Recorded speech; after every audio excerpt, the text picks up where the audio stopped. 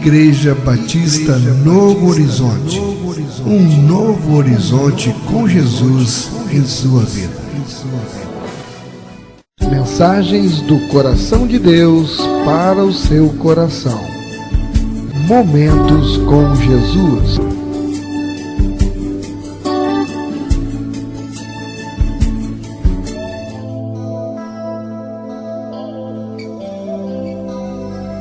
Porque a palavra de Deus é viva e eficaz, e mais cortante do que qualquer espada de dois gumes, e penetra até o ponto de dividir alma e espírito, juntas e medulas, e é apta para discernir os pensamentos e propósitos do coração. Vamos ouvir agora a mensagem da Bíblia.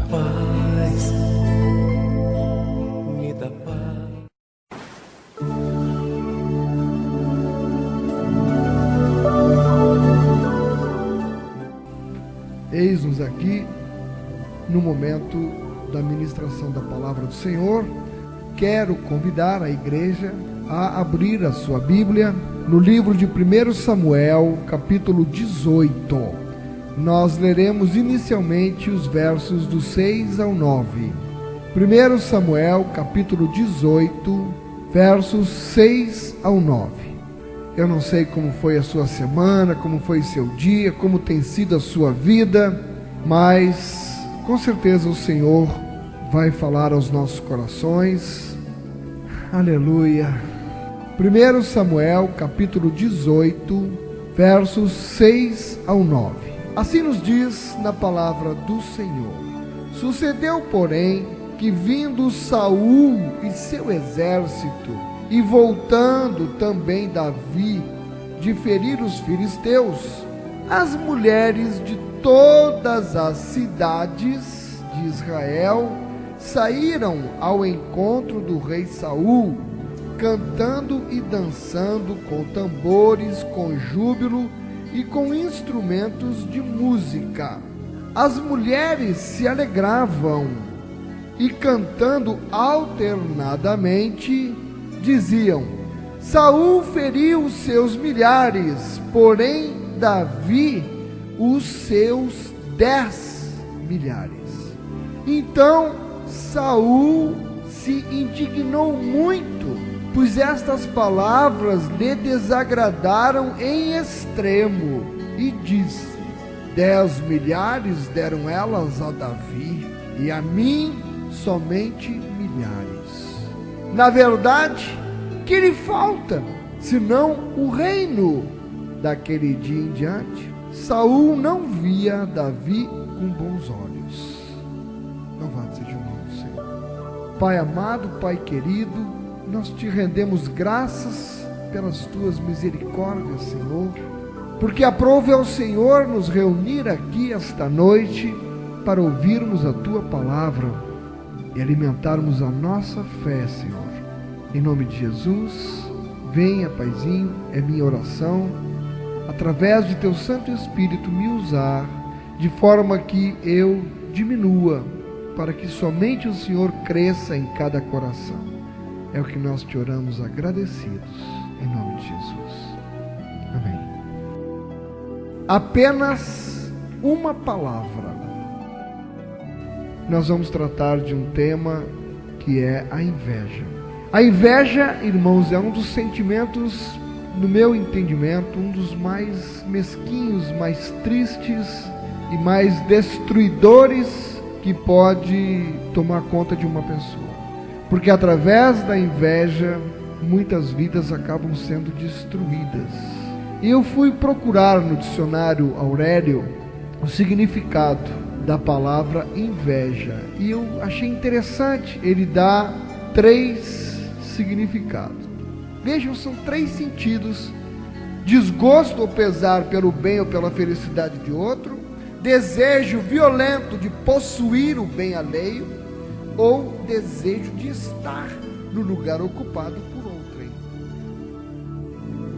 A nível de igreja, nós vemos pessoas abençoadas por Deus porque levam uma vida santificada na presença do Senhor, e o Senhor tem abençoado seu ministério, mas tem pessoas que não conseguem, porque a inveja no seu coração não deixa que Deus a abençoe, e ela, por conta daquele sentimento horrível, fica tramando para derrubar aquela pessoa. Nós vamos ver na palavra de hoje, vamos aprender com Davi como conviver com isso, com a inveja. Você não está livre de ter que conviver. Você não pode impedir. Esse é um sentimento, irmão, que independe de nós. É um sentimento que brota no coração do outro. O que é que você pode fazer para que ele não sinta inveja de você? Só se você sumir, se você evaporar, se você desaparecer, se você pegar o seu bem, toma, me deixa em paz. E não é assim. Você sabe como foi que Saul foi chamado para ser rei? Israel vivia na era dos juízes, e o rei era Deus. Foi uma experiência que Deus levou o povo de Israel a vivenciar. Ele colocava na terra com autoridade, constituía um juiz. O último dos juízes foi Samuel, e ele teve a oportunidade de ser não só juiz, mas ele foi um dos mais brilhantes profetas, um homem tremendamente usado pelo Senhor, e ele teve o privilégio de ungir o primeiro rei, que foi Saul, e também ungiu depois o segundo, o sucessor de Saul. Deus se desagradou de Saul e mandou Samuel ungir Davi. E por que surgiu essa história de rei? Porque o povo não estava mais aguentando ver os outros povos terem um rei, homem, em carne e osso, e eles tinham um juiz. Eles rejeitaram Deus como rei e ficaram murmurando que queriam ter um rei segundo a vontade deles. E Deus então atendeu e disse: bom, vocês querem um rei? Se preparem, porque agora vocês vão ter um rei conforme a vontade de vocês. Só que estejam preparados, porque ele vai começar a tomar o que é de vocês, ele vai começar a cobrar impostos. Enfim, vocês querem ter um rei aqui na terra, então vocês vão ter um rei, conforme a vontade de vocês. Abra sua Bíblia em 1 Samuel capítulo 9 e verso 3. Diz: extraviaram-se as jumentas de Quis, pai de Saul. Disse Quis a Saul, seu filho: toma agora contigo um dos moços, dispõe-te e vai procurar as jumentas. Quem era Saul? Saul estava acostumado a cuidar de quê? Ele cuidava de jumentas. Interessante. O primeiro rei de Israel estava acostumado a tratar com jumento. 1 Samuel 9,17 diz: quando Samuel viu a Saul, o Senhor lhe disse: eis o homem de quem eu já te falara, este dominará sobre o meu povo.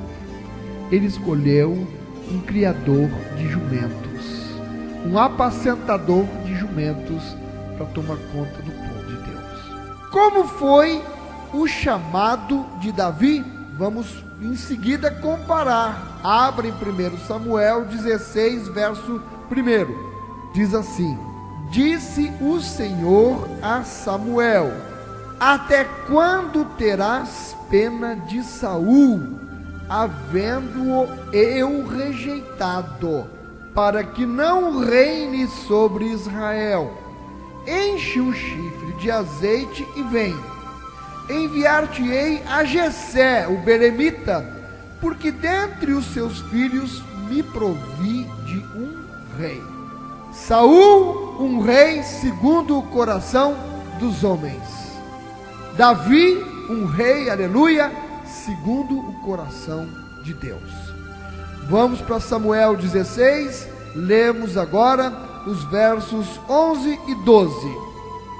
Perguntou Samuel a Jessé: acabaram-se os teus filhos?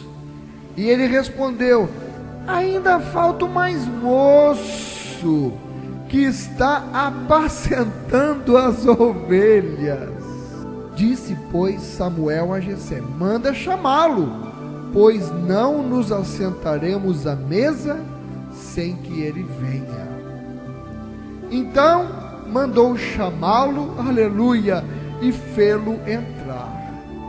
Ele estava lá, irmão, no meio do campo, cuidando das ovelhas, tratava as ovelhas, com um cheiro de ovelha. Era ele ruivo, de belos olhos e boa aparência. E disse o Senhor: levanta-te e unge-o, pois este é ele.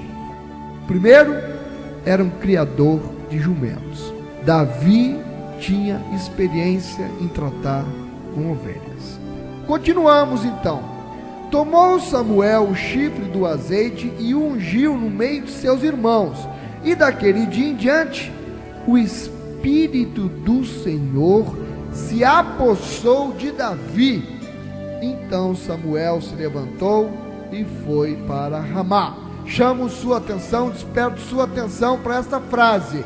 Então, daquele dia em diante, o Espírito do Senhor se apossou de Davi. O Espírito do Senhor estava agora em Davi. Veja, no verso 14 o que diz, querido: tendo se retirado de Saul o Espírito do Senhor, olha só, retirou-se de Saul o Espírito do Senhor. Saul não tinha mais o Espírito do Senhor. Saul certamente estava em pecado de desobediência a Deus, e o pecado faz separação entre Deus e os homens, e o Espírito Santo não podia mais estar habitando em Saul. E o que acontece quando o Espírito de Deus se afasta de uma pessoa? O Espírito do Senhor se retirou de Saul, e da parte deste, um espírito maligno o atormentava. Ele passou agora a não ter mais a presença do Espírito Santo de Deus na sua vida, e quem reinava a vida de Saul era um espírito maligno permitido pelo Senhor. Então os servos de Saul lhe disseram: eis que agora um espírito maligno enviado de Deus te atormenta. Disseram para Saul isso. Manda, pois, Senhor nosso, que teus servos que estão em tua presença busquem um homem que saiba tocar harpa. E será que quando o espírito maligno da parte do Senhor vier sobre ti, então ele a dedilhará e te acharás melhor. O agir de Deus mandou Samuel ungir um novo rei, um menino que estava lá cuidando das ovelhas, mas que tinha o dom da música. Ele sabia tocar harpa, ele compunha canções lá sozinho, talvez cuidando das ovelhas. E o Senhor tocou os corações dos servos de Saul para que dissessem a ele: vamos chamar alguém. Tem um rapaz lá que toca harpa. Olha como é que Deus age na vida de uma pessoa, irmão. Lá no meio do campo, cuidando das ovelhas, aquele menino nunca iria imaginar na vida dele o propósito, o plano que Deus tinha para ele. Você não sabe o plano que Deus tem para a tua vida, por isso você não entende o que Ele tem feito, mas que Ele está fazendo, Você não entende porque Ele te tirou de um lugar e te trouxe para outro. Talvez tu ainda tenha muito, querido, que ser trabalhado. Você também, você que está me ouvindo, você não está entendendo o que Deus está fazendo na tua vida. Não tem que entender. Procure obedecer, procure ser servo, procure entender que o Senhor é o Senhor e Ele é soberano na tua vida. E seja lá o que Ele está permitindo que aconteça, se você tem teu coração quebrantado e voltado para o Senhor, espera para ver o que Ele vai fazer. Espera para ver. E Ele manda que os servos de Saul dissessem: chama aquele rapaz para cá. E assim ele conseguiu colocar Davi dentro do palácio de Saul, para acompanhar Saul, para já ir se acostumando a observar como era a vida no palácio, a observar o que era de errado que Saul fazia, para que ele não fizesse. Eu lhe digo que às vezes Deus permite que a gente esteja, aleluia, ao lado de alguém que é o nosso líder e que nós temos que obedecer, e nós vemos quantas coisas erradas eles fazem, mas nós temos que obedecer e acompanhar até o tempo que o Senhor determina, porque nós, aprendendo com este tipo de líder, o dia que nós estivermos na condição de liderança, nós teremos o nosso coração quebrantado para não fazer aquelas coisas que o outro fazia e que com certeza desagradavam a Deus. Mas por isso Deus nos permitiu ficar o tempo que foi preciso para acompanhar aquilo. Deus é maravilhoso, irmão. Deus sabe trabalhar, e Ele trabalha a minha vida, Ele trabalha a tua. Ele já trabalhou e vem trabalhando, vai trabalhar muito mais. Oh, aleluia! No verso 23, e sucedia que quando o espírito maligno da parte de Deus vinha sobre Saul, Davi, que já estava no palácio, então tomava a harpa e a dedilhava. Ele tocava para acalmar o rei. O louvor, Deus habita no meio dos louvores, e naqueles louvores que ele dedilhava, aquele espírito maligno se afastava. E aí então Saul sentia que precisava de Davi, ele não podia mais ficar sem Davi. Davi estava sendo útil a Saul. Então Saul sentia alívio e se sentia melhor, e o espírito maligno se retirava dele. Aquilo criou uma dependência entre Saul e Davi. Saul precisava constantemente de Davi ao seu lado. 1 Samuel 17:45. Davi foi levar um lanche para os seus irmãos. Chegou lá, viu que eles estavam lá 40 e tantos dias sendo afrontado por Golias, o gigante, contratado pelos filisteus para guerrear. Mas a tática deles era a seguinte: eles não queriam o confronto de um povo contra o outro povo. Eles chegavam lá e provocavam: tem algum homem aí? Tem alguém com condição de... Falta um só para guerrear com o nosso guerreiro. Pronto, quem ganhar a luta entre os dois é o vencedor. Claro, eles tinham o que eles entendiam. Eles tinham o que eles achavam que era forte, que ninguém ali podia com ele. E 40 e tantos dias aquele homem ia lá, todo dia lá, e cadê? Não tem ninguém aí? Ninguém vai querer lutar comigo? Saía, e o próprio rei Saul, que era na verdade quem deveria enfrentar, porque ele era o líder, ele era o rei, ele ficava com medo, e ficavam todos acovardados. E agora, quem vai? Quem vai? Quem vai? Chega o menino Davi: eu vou. E olha as palavras que ele disse para o Golias. 1 Samuel 17:45. Tu vens contra mim com espada e com lança e com escudo. Eu, porém, vou contra ti em nome do Senhor dos Exércitos. Ou seja, contigo está a força do homem, a força do teu braço, mas eu vou com a força do Senhor dos Exércitos, e com essa força não há quem possa resistir. Tu não é nada, ô Golias, tu só tem tamanho, mas o meu Deus é infinitamente maior, Ele é grande, e eu vou pela força do meu Deus. E ele foi. Todo mundo conhece a história. Derrotou Golias, cortou a cabeça dele. Irmão, quem é que guiou aquela pedra na testa do gigante? Foi Deus. Davi jogou, mas a pontaria foi de Deus. E o gigante caiu. Ele não morreu da pedrada, ele morreu que Davi foi, tirou a espada dele e cortou-lhe a cabeça. E aí ele passou a ser visto como um herói. Todo aquele povo que estava ali viu aquela situação. Davi é o homem. E Saul até então conhecia Davi tocava a harpa para ele, achou legal, achou bom, se viu livre daquela ameaça, venceram os filisteus, e ele vai embora então com Davi. Vamos adiante, capítulo 18, verso 5. diz o seguinte: saía Davi aonde quer que Saul o enviava, e se conduzia com prudência. Olha aqui um dos segredos deste homem. Como é que ele se conduzia, queridos? Com prudência. De modo que Saul o pôs sobre tropas do seu exército, e era ele bem quisto de todo o povo e até dos próprios servos de Saul.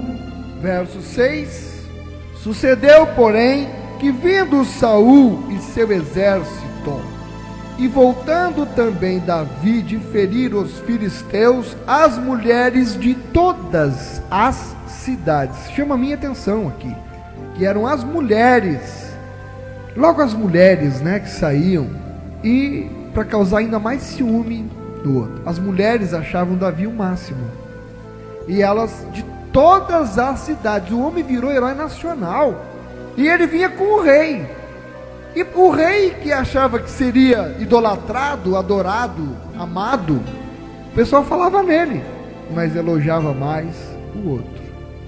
Você já pensou essa situação no seu local de trabalho, por exemplo, em que você é subalterno, mas o pessoal fala bem do teu chefe, mas elogia muito você, e o teu chefe começa a ver que o povo gosta mais de você do que dele? Que sentimento vai tomando conta dele? E aí as mulheres de todas as cidades de Israel saíram ao encontro do rei Saul, cantando e dançando com tambores, com júbilo e com instrumentos de música. Olha a festa. E cantando alternadamente, olha o que elas diziam: Saul feriu os seus milhares, porém Davi os seus 10 milhares. Pronto. Apenas uma palavra, 10. Apenas uma palavra causou a reviravolta no relacionamento entre Saul e Davi. E aí, no verso 8 diz: então Saul se indignou muito, pois estas palavras lhe desagradaram em extremo. E ele disse: 10 milhares deram eles a Davi, e a mim somente milhares. Na verdade, que lhe falta. Olha a preocupação dele aqui, ele começou a desconfiar. Esse cara aí está sendo idolatrado pelo povo, esse cara vai tomar o meu lugar. Se eu não abrir o olho, ele vai tomar o meu lugar, porque ele disse: que lhe falta senão o reino?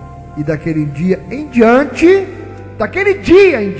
no dia em que as mulheres disseram 10 milhares, apenas uma palavra foi o bastante, foi o suficiente para deflagrar em Saul todo um sentimento de inveja.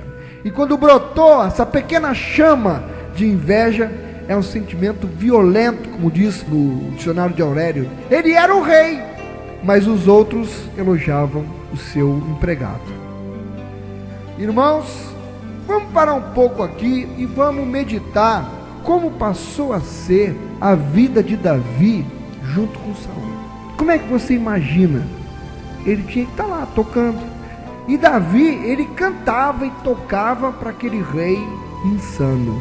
Frequentemente o espírito maligno se apossava de Saul e ele tinha que chamar Davi, odiando ele. E olha como é que Deus prepara. Ele odiava, mas precisava. Ele não gostava mais de Davi, mas precisava. Ele tinha que chamar ele. Parece que a música fazia bem aquele velho rei. E quando Davi cantava, eu quero acreditar, irmão, aquela música devia encher os corredores do palácio. Entretanto, o rei estava louco e, consequentemente, ele era ciumento. Ou seria o contrário? Será que ele era ciumento e por isso ficou louco? Qualquer que fosse o caso, o rei, a verdade é essa, sentia-se ameaçado por Davi. O rei sabia também, tanto quanto o próprio Davi, que esse moço acabaria por ocupar o seu trono algum dia. Ele sentia isso no coração. Ele sabia: esse aí vai tomar o meu lugar. O problema todo, que eu acredito que devia perturbar muito o rei Saul, é: ele vai chegar no meu lugar, mas como? O que ele vai fazer? Qual vai ser a atitude dele? Popular ele já é, o povo já gosta dele. Como é que Davi chegaria ao trono? Pelos meios normais ou pela violência? Saul ignorava. E era essa uma das coisas que deixavam certamente o rei louco. Davi sentia-se numa situação realmente muito incômoda. Imagine a situação dele. Porém, irmão, nas circunstâncias em que ele se achava, parece que ele havia alcançado uma incrível compreensão do desdobramento daquele drama em que ele fora, sem querer, envolvido. Parece mesmo que ele havia compreendido alguma coisa que poucos mesmo dos mais sábios entre os seus contemporâneos haviam notado. Algo que mesmo nos nossos dias, em que os homens são mais sábios ainda, menos são capazes de compreender. E que coisa era essa que Davi compreendeu? Deus não tinha, mas desejava muito possuir homens que pudessem viver em meio ao sofrimento. Deus queria um vaso quebrado. E como? Como esse homem foi quebrado na presença de Saul?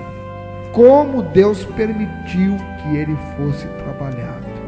Mas ele era um homem segundo o coração de Deus.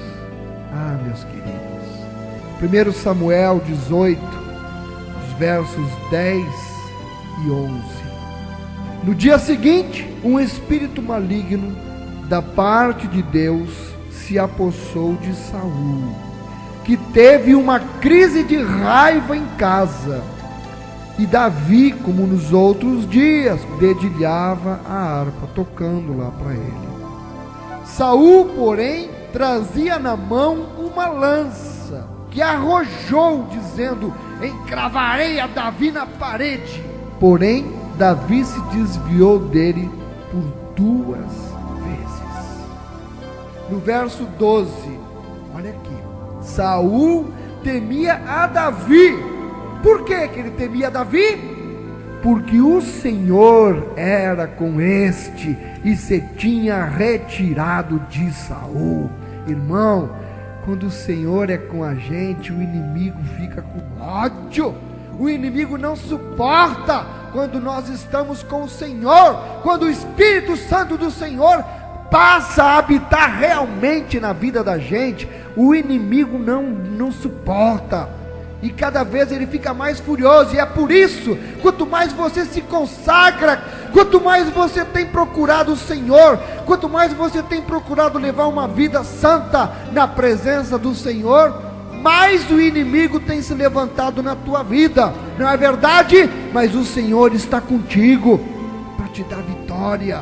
Persevera, não desista. O inimigo pode se arrebentar, pode estrebuchar, mas ele já é um derrotado. Jesus já o derrotou naquela cruz do Calvário, por mim e por você, aleluia. Queridos, o rei, ao que parece, ele não percebia que era a Deus que se devia deixar a decisão acerca de quais eram os reinos que haveriam de sobreviver a que ameaças. Se seria o reino de Saul ou se seria o reino de Davi. Cabia a Deus. Saul não entendia isso, Saul não compreendia, e ignorando isso, Saul fez o que todos os reis loucos fazem: atirou lanças contra Davi. E ele podia fazer, ele era o rei. Os reis podem fazer coisas assim. Os reis fazem cada coisa, quase sempre as fazem. Eles são os reis, podem dizer, pode fazer, eu sou o rei. Agora interessante, os reis arrogam a si o direito de atirar lanças. E o engraçado é que todo mundo sabe que tais pessoas têm esse direito. Todo mundo sabe muito bem disso. Mas como é que sabem? Eu vou lhe dizer por quê. Simplesmente porque o próprio rei foi que lhes disse isso muitas e muitas vezes. O rei disse: eu posso, eu mando. eu sou o rei, eu faço. As pessoas dizem, ele é o rei, ele pode fazer, nós não podemos fazer nada, nós temos que concordar. Você tem concordado com o que o rei que tem imperado na tua vida tem dito? Talvez ele tenha dito que pode, você tem que obedecer. Muito bem. Será possível que esse rei louco fosse o verdadeiro rei, então? O ungido do Senhor? Eu quero lhe perguntar, amado ouvinte da palavra de Deus, e o seu rei aqui na terra? O seu rei, é ele o ungido do Senhor? Talvez seja, talvez não, só Deus sabe. Só Deus sabe. Se o seu rei é verdadeiramente o ungido do Senhor, e se ele também lhe arremessa lanças, então há algumas coisas que você pode saber e sabe com segurança. O seu rei está completamente louco. É um rei segundo a ordem do rei Saul. Deus mantém uma santa e divina escola de submissão e quebrantamento, querido. Nessa escola, por que será que são tão poucos os alunos que permanecem cursando essa escola de quebrantamento?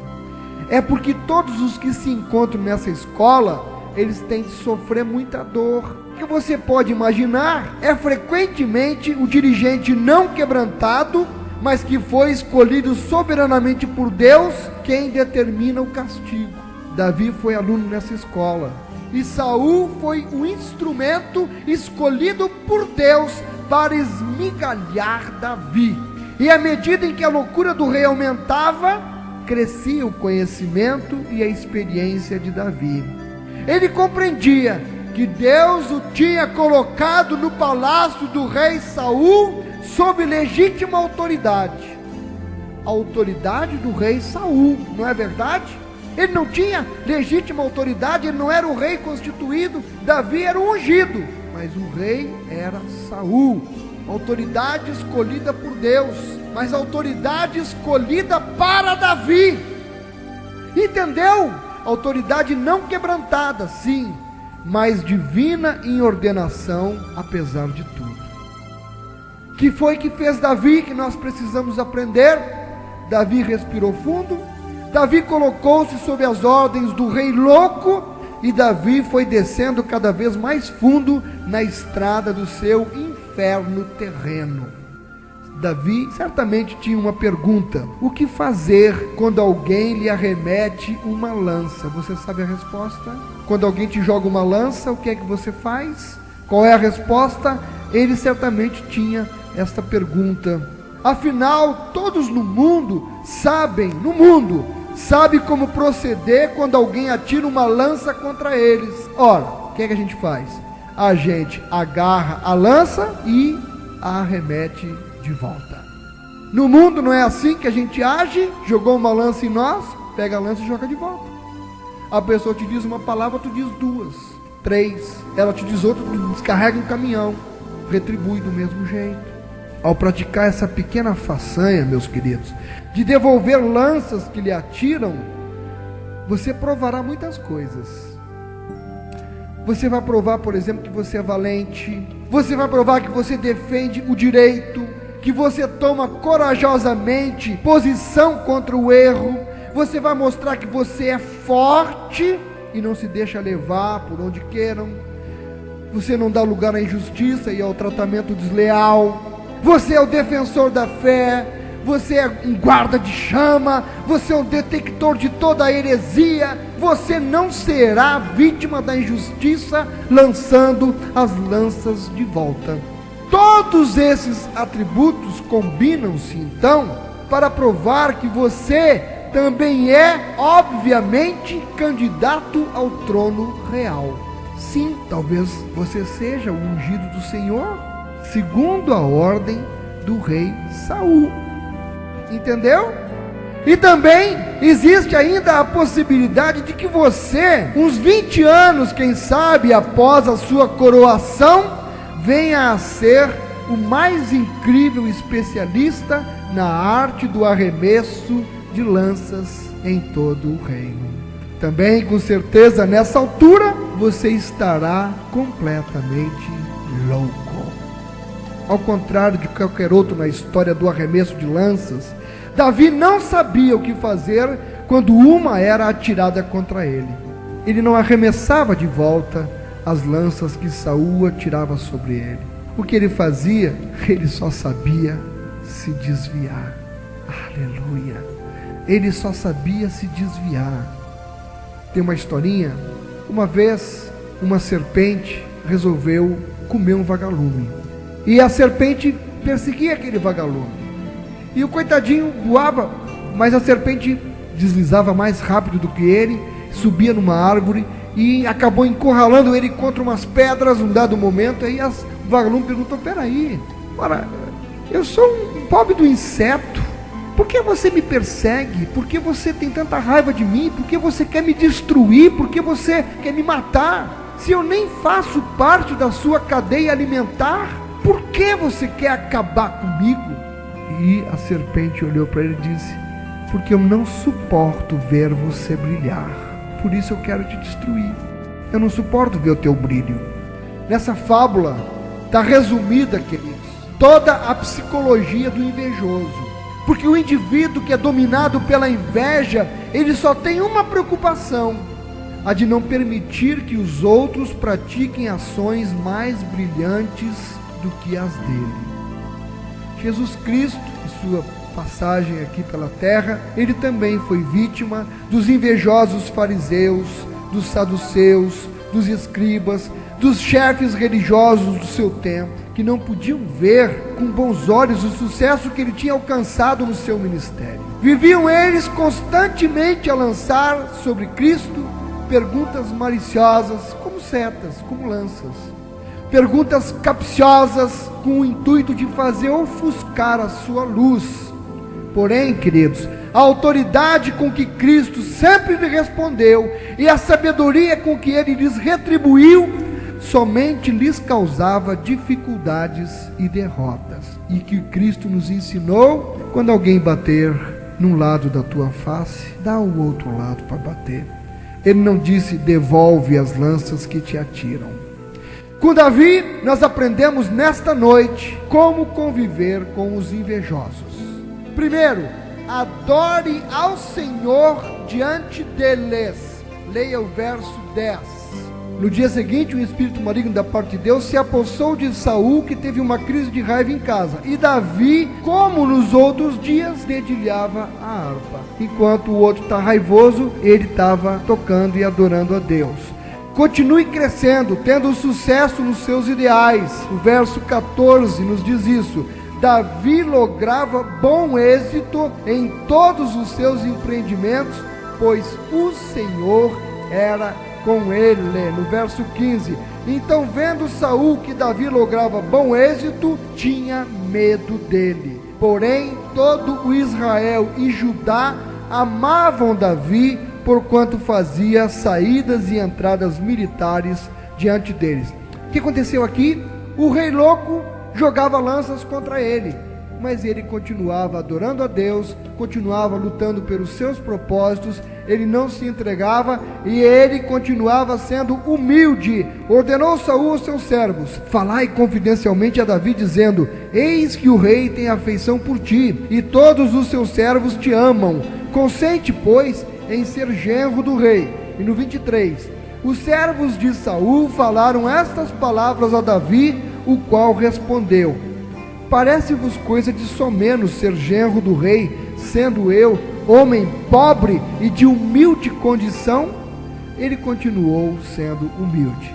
Então, o segredo de Davi: continuou adorando ao Senhor diante deles, continuou crescendo e tendo sucesso nos seus ideais, continuou sendo humilde. E no verso 27, o que ele fez? Dispôs-se Davi e partiu com seus homens, e feriram dentre os filisteus 200 homens, trouxe os seus prepúcios e os entregou todos ao rei, para que lhe fosse genro.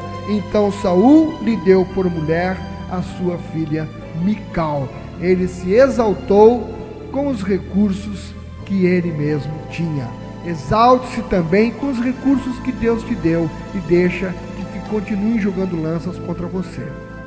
Encerro perguntando: quem tem sido o Saul que Deus colocou na sua vida como um instrumento para o quebrantar. Você tem sido talvez maltratado, judiado, caluniado, perseguido na mão de algum Saul. Entenda que essa pessoa, se ela existe na sua vida, ela é um instrumento que Deus está usando para quebrantar você. Quem tem sido o seu Saul a lhe arremessar lanças de inveja? Como é que tem sido a sua reação diante dessas lanças que lhe têm sido arremessadas? Como fazer para não se deixar atingir por estas lanças? Com Davi, nós aprendemos nesta noite também 3 coisas que lhe impediram de ser atingido. Ouça muito bem. Primeira, jamais aprenda algo da elegante e fácil arte de arremessar lanças. Segunda, fique longe da companhia de quantos atiram lanças. E terceiro e último, mantenha a boca bem fechada. Desse modo, as lanças jamais o atingirão, ainda que por algumas vezes é como que lhe atravessasse o seu coração. Agindo assim, todos reconhecerão o seu valor diante de Deus e diante dos homens. No verso 28 termino dizendo: viu Saul e reconheceu que o Senhor era com Davi. Que Deus abençoe a igreja em nome de Jesus. Igreja Batista Novo Horizonte. Um novo horizonte com Jesus em sua vida.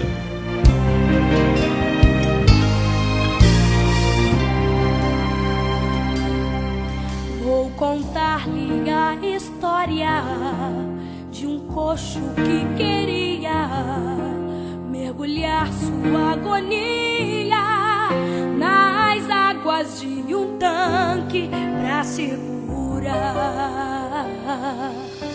mas chegar lá não podia, ajuda não conseguia.